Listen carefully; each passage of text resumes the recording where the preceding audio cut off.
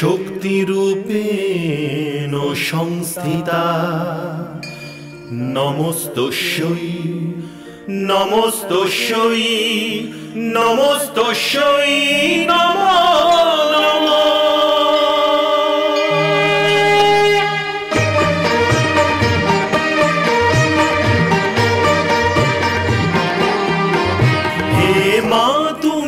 ভবতারিণী লক্ষ যজ্ঞ বিনাশিনী, হে মা তুমি ভবতারিণী, হে লক্ষ যজ্ঞ বিনাশিনী, হে সর্বমন্ত্রময়ী মা তুমি সর্বদানব ঘাতিনী, হে সর্বমন্ত্রময়ী মা তুমি সর্বদানব ঘাতিনী, হে তারিণী হে তারিণী নারায়ণী নারায়ণী শক্তি তুমি শূলধারিণী শূলধারিণী।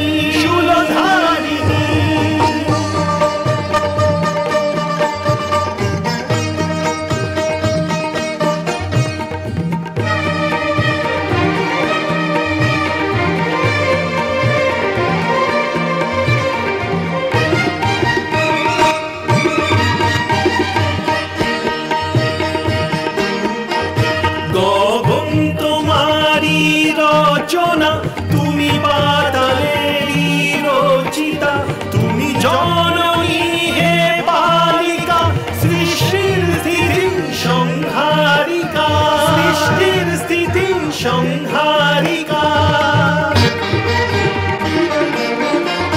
ঘন শ্যামল রঘুপতিতে বিলীন তোমারি কল্পনা, শূন্য তুমি পূর্ণ মা হে জগদ্ধাত্রী কালিকা, কাটায়নী সুরবর্ষিণী তুমি মহিষাসুর মর্দিনী, হে তারিণী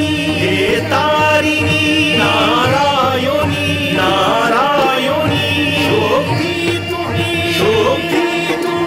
শূলধারিণী শূলধারিণী।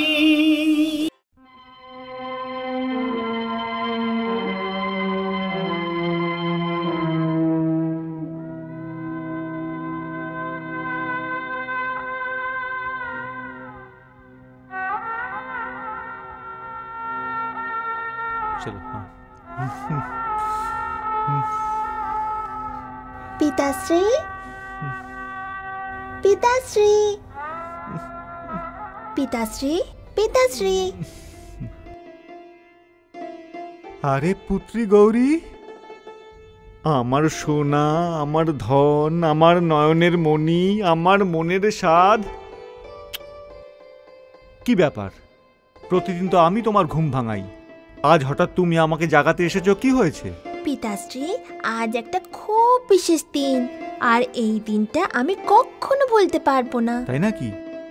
কি এমন ঘটনা ঘটেছে আজকের দিনে? পিতাশ্রী, আপনি জানেন না? না তো পুত্রী, তুই নিজেই বলে দে আদুরে গলায়, আর আমার কানে নিজের মিষ্টি স্বরের সুধা ঢেলে দে না মা। শুনুন তবে, আজ আপনার জন্মদিন। এ পুত্রী, আমি তো ভুলেই গেছিলাম। কিন্তু আমি কি করে ভুলে যাই? প্রতি বছর আপনার জন্মদিনে আমি যে আপনাকে জন্মদিনের শুভেচ্ছা জানাই। ওরে পুত্রী, আমার জীবনে কতগুলো জন্মদিন এলো আর গেল, কিন্তু তুই যবে থেকে আমার জীবনে এসেছিস তবে থেকে জন্মদিনটাকে জন্মদিন মনে হয়। একটা কথা বলতো মা, এত ছোট বয়সে এত কথা তোর কিভাবে মনে থাকে? এই দিনটা কি কোনো পুত্রী ভুলে যেতে পারে? আমি তো সারা জীবন আপনাকে এই দিন সবার আগে শুভেচ্ছা জানিয়ে যাব। পুত্রী, এই কথাটা এখানেই থাক, এমন কোনো কথা দিস না যেটা রাখা কঠিন হয়ে যাবে। কেন পিতাশ্রী, কঠিন কেন হয়ে যাবে? পুত্রী, তুই এখন অনেক ছোট মা, তুই এখনো জানিস না যে বিয়ের পরে মেয়েরা নিজের ঘর ছেড়ে চলে যায়। একদিন তোরও বিয়ে হবে আর তুই ওই ঘর ছেড়ে চলে যাবি। আমার জন্মদিনে তোর স্বামী যদি তোকে আসতে না দেয় তাহলে? না পিতাশ্রী, আমি ঠিক আসবো। পিতার পুত্রের সম্পর্কের মাঝে আর কোনো সম্পর্ক আসতে পারে না। আমি বিবাহের পরেও আসবো। আমি নিশ্চয়ই আসব, কিন্তু তখন আপনাকে আমাকে নিমন্ত্রণ করে ডাকতে হবে। আমার মা, আমার সোনা মা।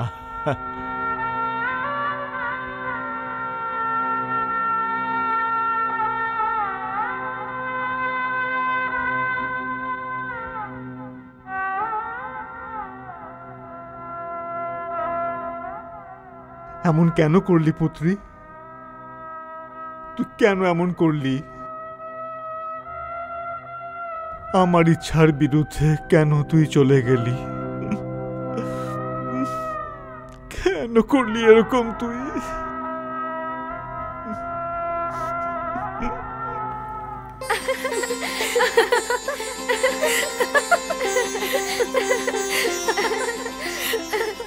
প্রণাম মাতাশ্রী।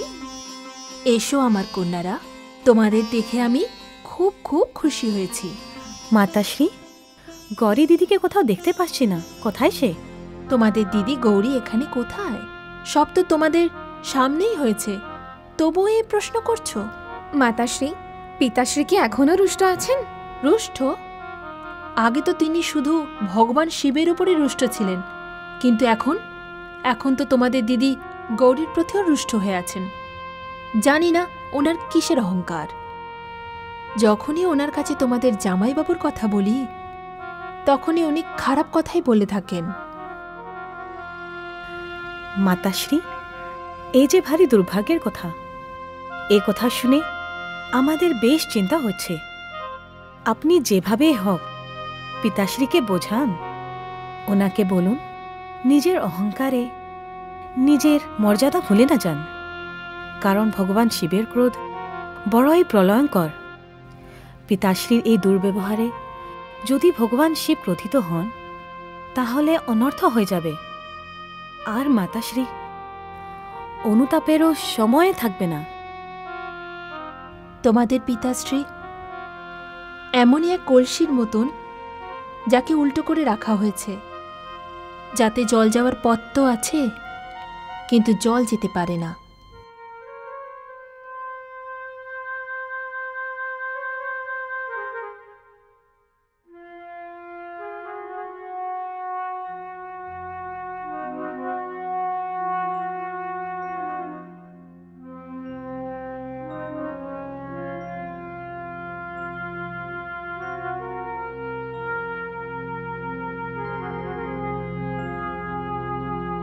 কি মা, এখনো আপনার পিতার নিমন্ত্রণ পত্র আপনার কাছে আসেনি? নিমন্ত্রণ পত্র?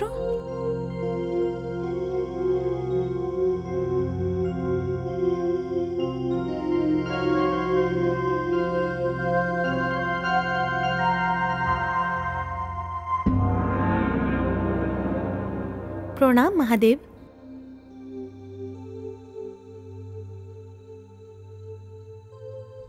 এসো বিশাখা, বলো কিছু হয়েছে? হ্যাঁ প্রভু, খারাপ সমাচার নিয়েই আপনার কাছে এসেছি। খারাপ সমাচার? হ্যাঁ প্রভু, জানি না কেন সকাল থেকেই মহাদেবী সতী খুবই অস্থির হয়ে উঠেছেন, আর অসুস্থও মনে হচ্ছে, আর উনি আহারও গ্রহণ করেননি। আচ্ছা, আমি এখন কি করব প্রভু? তুমি যাও, আমি নিজে গিয়ে দেখছি। যথা আজ্ঞা।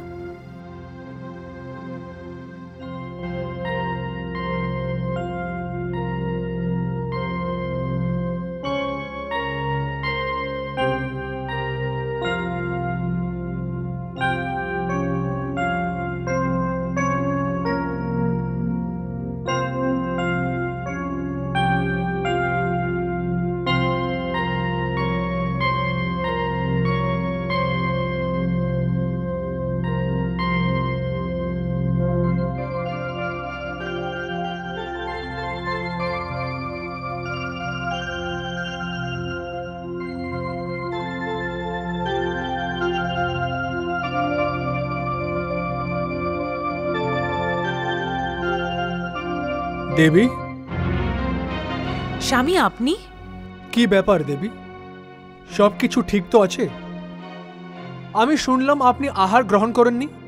না স্বামী, সেরকম কিছুই নয়। কিছু তো হয়েছে দেবী। আসলে ঋষি দধিচি এসেছিলেন। তাই নাকি? উনি তো আমার প্রিয় ভক্তদের মধ্যে একজন। হ্যাঁ, আর এই কারণেই উনি আমাকেও খুব সম্মান দেখালেন। পিতাশ্রীর নিমন্ত্রণ পেয়ে উনি তার গৃহে গেছেন। আপনার পিতাশ্রীর নিমন্ত্রণ পেয়ে? হ্যাঁ স্বামী, পিতাশ্রী নিজের ষষ্ঠ দশপূর্তি উপলক্ষে একটি সমারোহের আয়োজন করেছেন। তাই? হ্যাঁ দেবাদিদেব, আপনি জানেন বাল্যকাল হতেই যখনই পিতাশ্রীর জন্মদিন আসত তো সব থেকে প্রথমে আমিই ওনাকে শুভেচ্ছা জানাতাম। এই তো বিবাহের কিছুদিন আগে ওনার জন্মদিন হয়েছিল আর আমি ওনাকে অভিনন্দন জানিয়েছিলাম। উনি তো আমাকে ছাড়া এই সমারোহের আয়োজন করার কথা চিন্তাও করতে পারবেন না। স্বামী, সেখানে আমার সব ভগিনীরা চলে এসেছে হবে। হতে পারে। আর তাদের সাথে তাদের স্বামীরাও এসছেন হবে। হ্যাঁ, যদি তোমার পিতাশ্রী ওনাদেরকে নিমন্ত্রণ দিয়েছেন নিশ্চয়ই আসবেন। স্বামী, আমার খুব ইচ্ছে যে আমিও পিতাশ্রীর জন্মদিনে গিয়ে ওনাকে শুভেচ্ছা জানাই আর বাল্যকাল হতে চলে আসা এই রীতিকে ভাঙতে না দিই। আপনি যাবেন আমার সাথে? আমি? হ্যাঁ, আপনি। দেখুন দেবী, ষষ্ঠ দোষ পূর্তি একটি বড় সমারোহ হয়। সেখানে আপনার পিতাশ্রীর সমস্ত বন্ধু, ওনার সব সম্বন্ধীরা নিমন্ত্রণ পেয়েই এসছেন। আর বিনা নিমন্ত্রণ আমার সেখানে যাওয়া একদম ঠিক হবে না। দেবী, নিয়ম তো এটাই হয় যে বিনা নিমন্ত্রণের নিজের আরাধ্য গৃহ যাওয়া উচিত নয়। শোনো, এই দিকে ঋষিমুনিরা বসবেন। এই স্থান যক্ষ আর গন্ধর্বদের জন্য, আর ওই দিকে আমার প্রজারা বসবে। কিন্তু এই স্থানটি একটি বিশেষ। এখানে কেবল ভগবান বিষ্ণু, পিতৃদের ব্রহ্মা আর আমার জামাতা ঋতুরাজ আর সপ্তঋষিরা বসবে। খেয়াল থাকা যেন এখানে আর কেউ না বসে। আর দেবাদিদেব ভগবান শিব আর মা সতী কোথায় স্থান গ্রহণ করবেন? আসুন আসুন অথর্বণ পুত্র দধিচি, দক্ষরাজের মহলে আপনাকে স্বাগত। আপনি আমার প্রশ্নের উত্তর দিলেন না। প্রজাপতি দক্ষ, আপনি এখনো ভগবান শিব ও মাতা সতীর স্থান নির্দিষ্ট করতে পারেননি। এখনো তো আপনি ওখানে নিমন্ত্রণ পত্র পর্যন্ত পাঠাননি। হে মুনিবর, আমার মিনতি স্বীকার করে এই যজ্ঞে আমার মার দর্শন করার জন্য আপনি প্রথম এসছেন। সেই কারণে আমি আপনার কাছে কৃতজ্ঞ। কিন্তু আপনি একথা জানেন না যে শিবকে বিয়ে করার জন্য আমি আমার পুত্রী গৌরীকে ত্যাগ করে দিয়েছি, এমনকি তাকে আমার হৃদয় থেকেও বার করে দিয়েছি। কি বললেন প্রজাপতি দক্ষ? আপনি মাতা সতীকে ত্যাগ করে দিয়েছেন? জলকণা বলছে যে সে মেঘকে ত্যাগ করে দিয়েছে। এটা কি সম্ভব? পাখি বলছে যে সে আকাশকে ত্যাগ করে দিয়েছে। এর কি মানে হয়? যজ্ঞদানম তপস্বিবা পাওনানি মনীষিণম। যার মনে পাপ আছে সে যজ্ঞ করতে পারে না। আপনি লক্ষ্যবাদ যদি মাতা সতীকে ত্যাগ করে দেন তাতে কিচ্ছু যাবে আসবে না, কিন্তু একবার যদি মা সতী আপনাকে ত্যাগ করে দেন তাহলে সমগ্র সৃষ্টিতে কোথাও আপনি আশ্রয় পাবেন না। আরে এটা তো ওনার উপকার যা আপনার গৃহে জন্ম নিয়ে উনি আপনাকে গৌরবান্বিত করেছেন। ভগবান শিবের দয়া যে আপনার জামাতা হয়ে উনি আপনাকে সম্মানিত করেছেন, আর আপনি বলতে চাইছেন যে আপনি ওনাদের ত্যাগ করে দিয়েছেন। প্রজাপতি দক্ষ, আপনি নিজের ভুল শুধরে নিন আর যত শীঘ্র সম্ভব পবন দূত পাঠিয়ে ওনাদের নিমন্ত্রণ করে আনুন। ক্ষমা করবেন মুনিবর, এটা সম্ভব নয়। যদি সম্ভব না হয় তাহলে যজ্ঞ কখনো সফল হবে না। আপনি যজ্ঞ করতে চলেছেন, যজ্ঞে পিতামহ ব্রহ্মার নিবাস হয়। আপনি এত বড় পুণ্যের কাজ করতে চলেছেন, আর আপনার মনে এত মলিনতা ভরা আছে, এত পাপ ভরা রয়েছে। আপনার কল্যাণ এতেই হবে। যত শীঘ্রই সম্ভব নিজের ভুল শুধরান। ঘৃণার সাথে নয়, প্রেম দ্বারা কার্য সিদ্ধি করুন। আমি আবার একবার আপনার কাছে আবেদন করছি যে ওনাদের নিমন্ত্রণ পত্র পাঠান। না মুনিবর, দয়া করে আপনি এই জেদ ছেড়ে দিন। প্রজাপতি দক্ষ, নিজের জেদ ছেড়ে দেওয়ার চেয়ে ভালো নয় কি আমি মণ্ডপই ছেড়ে দিই? আপনি আমাকে যে উত্তরদায়িত্ব দিয়েছেন তা থেকে নিজেকে মুক্ত করছি। আমি এখন যাচ্ছি। যে যজ্ঞে আমার আরাধ্য ভগবান শিব নিজ অর্ধাঙ্গিনী মাতা সতীর সাথে উপস্থিত থাকবেন না, সেখানে আমার কি প্রয়োজন? এখন আপনি আপনার অমঙ্গলের প্রতীক্ষা করুন, প্রজাপতি দক্ষ। অমঙ্গল? নদীর পক্ষে বিপরীত দিকে চলা সম্ভব হতে পারে, চন্দ্রমার থেকে আগুনের বৃষ্টি সম্ভব হতে পারে, সব অসম্ভব সম্ভব হয়ে যাবে, এটাও সম্ভব। কিন্তু রূপ গুণ ও সংস্কারবিহীন শিবকে আমি আমন্ত্রণ করব, এ অসম্ভব, এ অসম্ভব।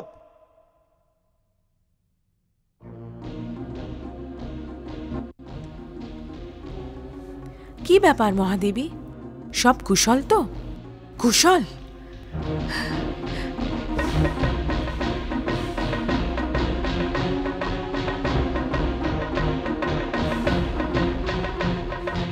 দেবী পরমেশ্বরী, আমাকে আজ্ঞা করুন, আমাকে অনুমতি প্রদান করুন। কেমন আজ্ঞা? কিসের অনুমতি চান মহাদেবী? জগদম্বে, আপনি কি দেখছেন না যে দক্ষের ব্যবহারে আমার ইচ্ছে হচ্ছে যে এই মুহূর্তে গিয়ে তার বধ করে দেই। এই আদি প্রজাপতি ব্রহ্মা কিরকম মানবের জন্ম দিয়েছেন যে পিতা হওয়ার যোগ্যতা রাখে না, যে কন্যাকে পিতার সম্পূর্ণ সংরক্ষণ দেওয়া উচিত সেই সংরক্ষণের পরিবর্তে তার বিরোধ করা হচ্ছে। জগদম্বে, গৌরী আমার অংশ, নেত্র। যদি এই শরীরের যে কোনো অঙ্গে পীড়া হয় তাহলে সবচেয়ে প্রথমে নেত্রেই প্রভাব পড়ে, আর তাতে অশ্রুর আশা স্বাভাবিক হয়ে যায়। আমাদের গৌরীর সমূহ বিপদ। আমি চাই আপনি যদি আমাকে অনুমতি প্রদান করেন তাহলে আমি দক্ষকে উচিত দণ্ড দেব। না মহাদেবী, আপনার ক্রোধ অবসম্ভাবী, কিন্তু যদি আপনি এরকম করেন তাহলে সেই কাজ অপূর্ণ থেকে যাবে যে কাজের জন্য গৌরীর জন্ম হয়েছে। এই সংসারে নারীর যে আদর্শ আমরা তুলে ধরতে চাই তা ধরাকে ধরাই থেকে যাবে। মহাদেবী, মানব জীবন কষ্ট, যন্ত্রণা ও দুঃখে পরিপূর্ণ। তার পথে বাধা ও বিপত্তির পাহাড় দাঁড়িয়ে আছে। সেখানে যে অগ্নিপথের উপর দিয়ে যেতে হয়, এরকম ঘরতর তপস্যা আর কোনো জীবনে নেই। আর গৌরীকে এই রণভূমিতে যুদ্ধ করে সমস্ত বাধার ওপর জয় লাভ করতে হবে। এমন এক দৃষ্টান্ত রাখতে হবে যা কালচিহ্ন হয়ে সংসারের মার্গদর্শন করাতে থাকবে। আর সত্য তো এই যে গৌরী সেখানে একা নেই, দেবশ্রী নারদ তার সাথে আছেন, মাতা প্রসূতি তার সাথে আছেন। আর তাই আপনি শান্ত হয়ে যান আর ফলাফল আশা অবধি প্রতীক্ষা করুন। সবটি সেরকমই হচ্ছে যেরকম আমার ইচ্ছা। অতএব হে মহাকালী, নিজের মনকে শান্ত করুন।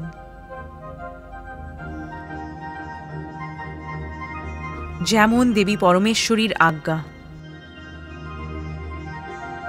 দেবী, আপনার কথা না মেনে আমার দুঃখ তো হচ্ছে, কিন্তু এই কথা আপনিও জানেন আর আমিও যে আপনার পিতাশ্রীর মনে কতটা ঘৃণা, কতটা বয়ারি, কতটা ক্রোধ বারিজ করছে। আর বিনা নিমন্ত্রণে সেখানে গিয়ে আমার যে অপমান হবে, আমি আপনাকে সেই পরিস্থিতি থেকে দূর রাখতে চাই। দেবাদিদেব, উনি আমার পিতা আর আপনি তার জামাতা। সে সম্পর্কে উনি আপনার চেয়ে বড় আর শ্রেষ্ঠ। হ্যাঁ দেবী, উনি আমার থেকে শ্রেষ্ঠ থাকবেন। আপনার কথায় আমার সেখানে যেতে কোনো আপত্তি থাকতো না যদি উনি কাউকেও নিমন্ত্রণ দিতেন না। আপনি যদি ক্ষমা করেন তাহলে আপনার কাছে একটা নিবেদন করি। বলুন দেবী। স্বামী, আমার কাছে তো সেটি আমার পিতাশ্রীর ঘর, পিতা পুত্রীর সম্পর্ক এরকম সম্পর্ক হয় যার মধ্যে কোনো ঔপচারিকতা হয় না। আপনি যদি অনুমতি দেন তাহলে আমি একাকী চলে যাই। কি? সেখানে পৌঁছে আমি আপনার জন্য নিমন্ত্রণ পত্র পাঠিয়ে দেব। আপনার কথা সত্য দেবী, পিতা পুত্রীর মাঝে কোনো ঔপচারিকতা থাকে না, কিন্তু এই ঔপচারিকতা সেই দিন থেকে শুরু হয়ে যায় যেই দিন পিতা নিজের পুত্রীর কন্যাদান নিজের জামাতাকে করে দেন। আমার তো এখনো এই ইচ্ছা দেবী যে আপনিও সেখানে যাবেন না। আমি জানি দেবী, যখন সমস্ত ভগিনী নিজের পিতার ঘরে থাকবেন আর এই সময় আপনার সেখানে না যাওয়া, এই চিন্তাও বেশ কষ্টকর। তাহলে তো আপনি আমাকে যাওয়ার অনুমতি দিয়ে দিন স্বামী। আমি আপনাকে ভরসা দিচ্ছি, এইভাবে আমার সেখানে যাওয়া আমার পিতাশ্রীর জন্য আনন্দের কারণ হয়ে দাঁড়াবে। সব কিছু ভুলে উনি এই সম্পর্ককে মর্যাদা দেবেন, আর তারপর ওনার মনের সব দুঃখ দূর হয়ে যাবে। আমাকে যাওয়ার অনুমতি দিয়ে দিন না দেবাদিদেব। কি জানি আদিশক্তি পরমেশ্বরের মনের কি ইচ্ছা আছে, এইরকম পরিস্থিতি তৈরি করে না জানে তিনি কি করতে চান। আপনি আপনার পিতাশ্রীর ঘরে যাওয়ার জন্য জিদ করছেন। আমি তো এখনো আপনাকে এটাই বলবো দেবী যে আপনি সেখানে যাবেন না, কিন্তু আমি আপনার জিদ দেখে আপনাকে সেখানে যাওয়ার অনুমতি আমি দিয়ে দিচ্ছি। সত্যি আপনি দেবাদিদেব, আপনি মহাদেব, অদ্বিতীয় দানী, কৃপা সিন্ধু। এই মুহূর্তে তো আমি শুধু আপনার স্বামী। হে স্বামী, আমি জানি যে আপনি রুষ্ট হবেন, কিন্তু জানি না কেন আমার এরকম মনে হচ্ছে যে আমার পিতাশ্রী যজ্ঞ মণ্ডপে আপনার স্থান নিশ্চয়ই সুরক্ষিত করে রেখেছেন, কারণ সকলের মনেই লোক নিন্দার ভয় থাকে, তা থেকে বাঁচতে চায়, আর আমার পিতাশ্রী এর থেকে পৃথক না। দেবী, আর আমরা এই বিষয়ে কোনো কথা বলবো না। স্বামী, আপনার থেকে দূরে আমি থাকতেই পারবো না। হে কৈলাসপতি, সেখানে গিয়ে আমি আপনাকে ডেকে নেব, না হলে নিজেই ফিরে আসব।